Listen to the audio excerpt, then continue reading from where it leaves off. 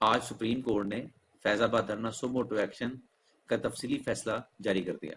Supreme court نے فیض آباد دھرنا case کا فیصلہ جاری کر دیا۔ حلف کی خلاف ورزی کرنے والے فوجی افسران کے خلاف کارروائی کا حکم دیا گیا ہے، جبکہ یہ قرار دیا گیا ہے کہ ملک کا آئین فوج کو سیاسی سرگرمیوں کا حصہ بننے سے روکتا ہے۔ فیصلے میں سڑکیں بلاک اور توڑ پھوڑ کرنے والوں کے خلاف کارروائی قانون کے مطابق کارروائی کا حکم دیا گیا ہے۔ فیصلے میں 12 مئی کا ذکر بھی کیا گیا ہے اور کہا گیا ہے کراچی میں قتل عام کی ذمہ داری اعلیٰ حکومتی شخصیات تھی۔ سپریم کورٹ کے جج جسٹس قاضی فائز عیسیٰ نے فیض آباد دھرنا از خود نوٹس کیس کا فیصلہ سنا دیا۔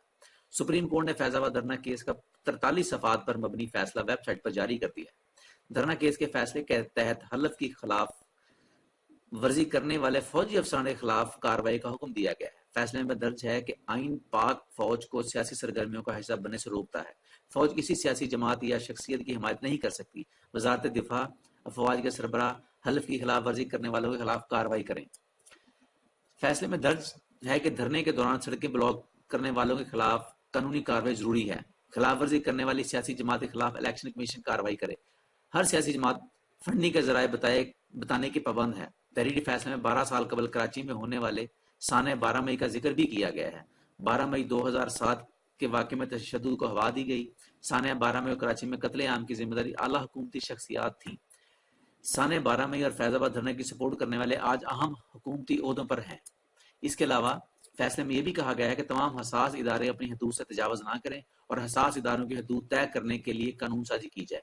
پرتشدد مواد دکھانے میڈیا کے خلاف پیمرا قوانین کے تحت کارروائی ہو۔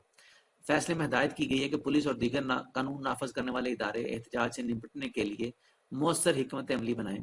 یقینی بنایا جائے کہ دھرنوں اور احتجاج کے دوران انسانی جانوں کا ضیاع نہ ہو۔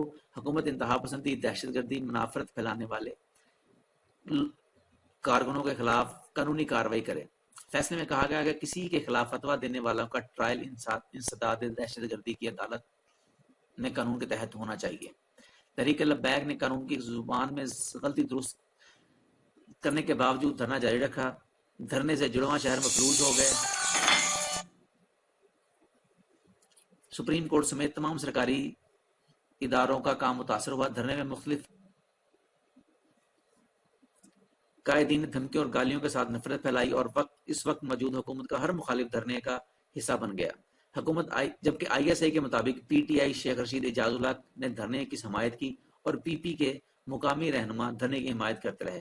مفت کی پبلسٹی سے تحریک لبیک کی کسی حد تک معروف سیاسی جماعت بن گئی۔